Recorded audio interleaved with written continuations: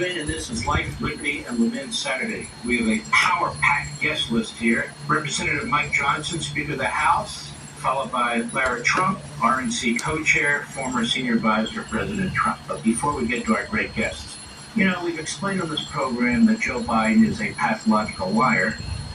It's not hard to see. We've also explained on this program that he's in the 5th stage of 7 stages of dementia. That's not hard to see, despite the best efforts of the propaganda media to cover up for him. But we have eyes and we have ears, we see and we hear, and we also know they're not to be trusted. But there's a third problem with Joe Biden. He has a God complex. He's going to save democracy from Donald Trump. He used to say he was going to save America from Ronald Reagan. In Ronald Reagan's diary, he said there was some talk about Senator Biden now, he's talking to his staff, candidate for president. I saw him on CNN last night speaking to the John F. Kennedy School at Harvard University. He's smooth, a pure demagogue, out to save America from the Reagan doctrine. He's out to save America from the Reagan doctrine. He's out to save America from Donald Trump. He's always out to save America. Well, the best way to save America is to defeat him. Now, in this little book, I have what's called the Constitution. It also has the Declaration. And the funny thing is, he's going to save democracy in America, and Donald Trump's going to destroy it. We've never had democracy in America. I don't need to complicate things. I understand that Joe Biden's not really trying to speak to people who understand our constitutional government. He's just trying to whip people up. We've never had a democracy. We have a republic. The only body that's directly elected in this country is the House of Representatives, not the Senate, not the President, not the Vice President, and obviously not the Supreme Court. And yet he goes on about how he's going to save democracy. He warns people that Donald Trump says he's going to be a dictator on the first day. He warns people that Donald Trump is a dictator. And Donald Trump talks about how he's going to put people in jail. And Donald Trump this and that. This is typical Joe Biden. He is a street politician. That's all he has. That's all he knows. He's never had substance. He's never had smarts. He's never said anything profound unless he's stealing the language from somebody else, plagiarizing. But I want you to hear something first about separation of powers, and then I'm going to demonstrate to you, to the whole world, that it is Joe Biden who is destroying, quote-unquote, democracy. More to the point, it's Joe Biden who's destroying our republic.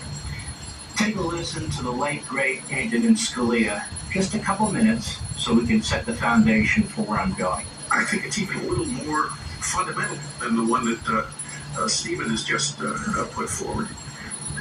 I asked them, what do you think is the reason that America is such a free country? What is it in our Constitution that makes us what we are?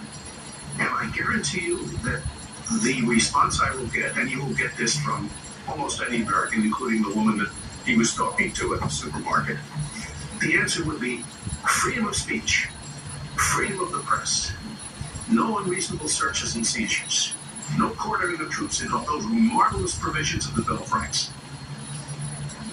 But then I tell them, if you think that a Bill of Rights is what sets us apart, you're crazy. Every banana republic in the world has a Bill of Rights. Every president for life has a Bill of Rights.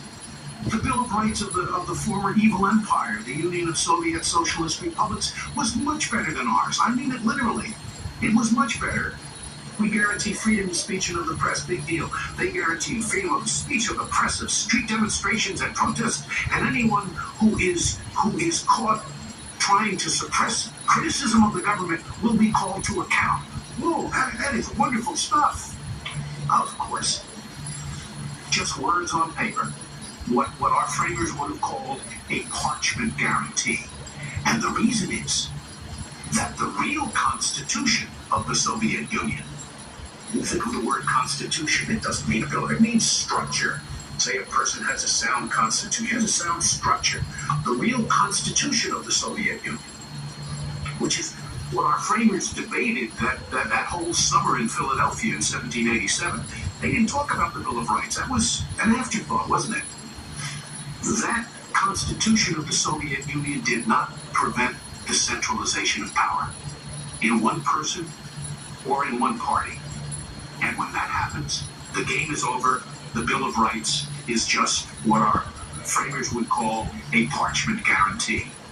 So, the real key to the distinctiveness of America is the structure of our government. One part of it, of course, is the independence of the judiciary. But there's a lot more. Yeah. Separation of powers is the key. You know, they talked about mixed government, the ancients, Aristotle, and others. John Locke talked about different branches of government. Montesquieu, who was cited in the Federalist Papers on numerous occasions, he talked about the legislative, the executive, and the judicial. And he's quoted in the Federalist Papers, and it's crucial to our Constitution, Article 1, Article 2, Article 3. And the point is that power needs to check power. That's what Montesquieu said. That's what everybody says. Power needs to check power. Or you're not going to have liberty, and you're certainly not going to have a republic. And that's the problem with Joe Biden. He's destroying separation of powers. It's not about democracy. It's about republicanism and the Constitution. I know this audience understands, even though other audiences may not. I want to give you an example. The Supreme Court ruled that Joe Biden did not have the power of the purse, that belongs to Congress. The Supreme Court strikes down Biden's student loan forgiveness program. By a vote of 6-3, the justices ruled that the Biden administration overstepped its authority when it announced that it would cancel up to $400 billion in student loans. Well, that's important. The power of the purse belongs to Congress, specifically the House. Chief Justice Roberts wrote for the court in Biden versus Nebraska, characterizing the decision as straightforward interpretation of federal law, which it was. The HEROES Act, Robert emphasized, gives the Secretary of Education the power to waive or modify laws and regulations governing the student loan programs. Congress uses the word modify. It means that Biden administration can make modest adjustments and additions to existing provisions, not transform them. And yet Biden has violated the Supreme Court's decision. He defies it. And he does it proudly. I want you to listen to this, and it's not the first time he's done it. Supreme Court blocked me from relieving student debt, but they didn't stop me. So far, I've relieved student debt for nearly 5 million Americans. A significant number of black borrowers. So you can chase your dreams, start a family, buy your first home, start a business, and so much more. It's like a dictator. There he is in Philadelphia, where the Constitution was debated, drafted, and adopted. At Independence Hall, there he is, bragging about the fact that he violated separation of powers. He stole authority from Congress and defied the Supreme Court. That's tyrannical. In fact, over the course of the last few years, he's not only violated that order on the student loans, that is the Education Department, the federal eviction moratorium nationwide that he issued through the CDC. The court struck that down. That affected over 80 million people. He said, you don't have the authority to do that. The vaccine mandate of larger businesses that affected 80 million Americans through OSHA. Court struck it down, said you don't have the authority to do that. The push, the move to eliminate fossil fuels through the EPA, struck down. The court said you don't have the authority to do that. It's called separation of powers. And it's horrendous, ladies and gentlemen. Even the New York Times, a few days after Biden was sworn into office, ease up on the executive actions, Joe. Ease up on the executive actions, Joe. The New York Times says this is no way to make law. A polarized, narrowly divided Congress may offer Mr. Biden little choice but to employ executive actions or see his entire agenda held hostage. These directives, however, are a flawed substitute for legislation. They are intended to provide guidance to the government and need to work within the discretion granted to the executive branch by existing law and the Constitution. They do not create new law, though executive orders carry the force of law. And they are not meant to serve as an end run around the will of Congress. By design, such actions are more limited than what they can achieve in legislation, and presidents who overreach invite intervention by the courts. Repeatedly, court strikes down Biden rule requiring states and cities to set climate targets for transportation. The administration was not authorized under law to include environmental benchmarks and state assessments of highway performance. The rule from the Federal Highway Administration required state and local transit authorities to set these targets. Unconstitutional.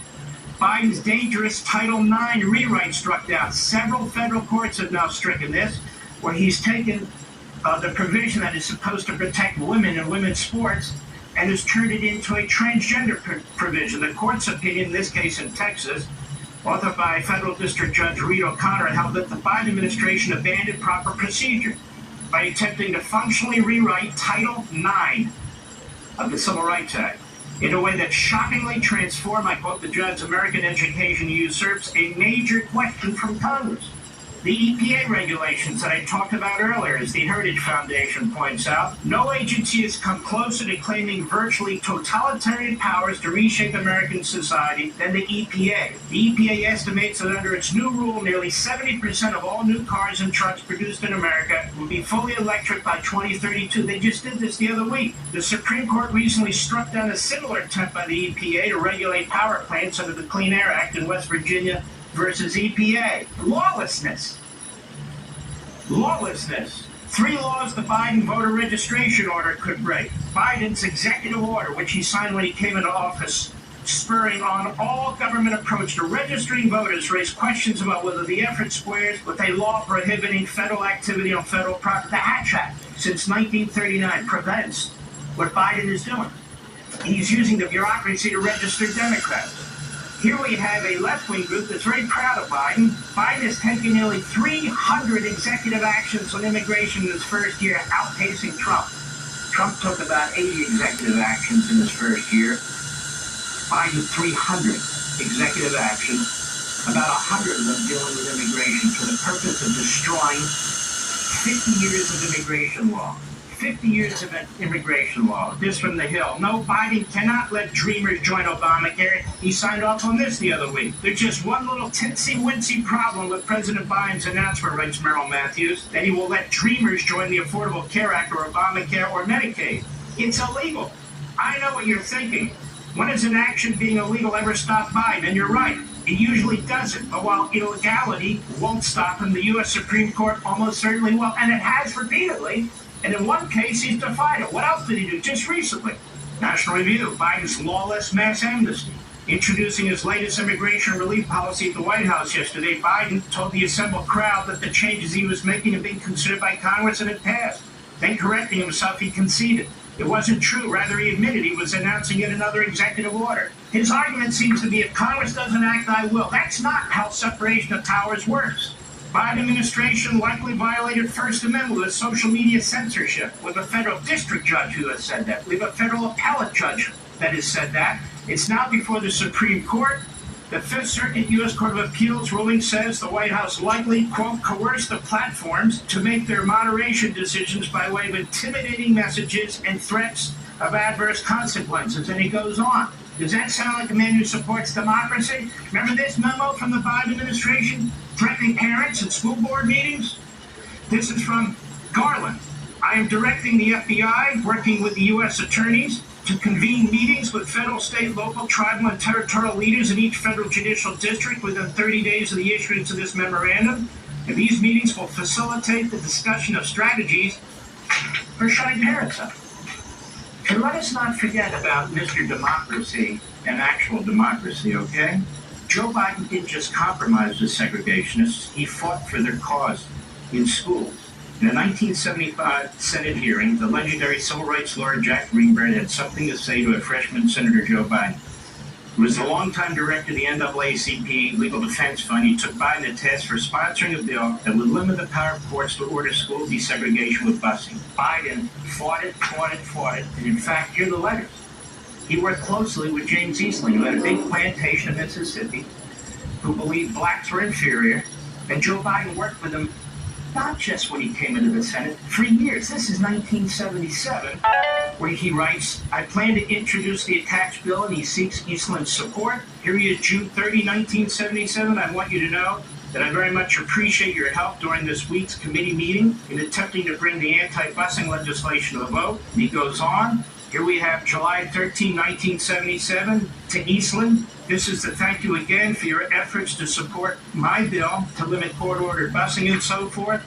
Here he is again, August 22nd. Mr. Chairman, as you will recall, last fall you supported S. 1651. Again, he's talking to Eastland, thanking him again. Here we have June 30, 1977. I want you to know that I very much appreciate your help during this week's committee meeting and so forth and so on. He will say, I favored integration, but I just opposed busing. Really, how? How did you do that? Really? Because in 1994, you sponsored one of the most egregious bills, crime bills in American history that targeted black communities. And you were denounced then by black organizations, and you did that, Joe. Today, you stand in the schoolhouse doorway, blocking little black kids from going to schools that their parents may choose for them because you oppose school choice. The fact is, you've never supported democracy. You've always claimed that you're going to save America from Trump. You're going to save America from Reagan. You're going to save America. Let me tell you something, Mr. Biden. America will save itself the sooner it brings you out of the White House. I'll be right back.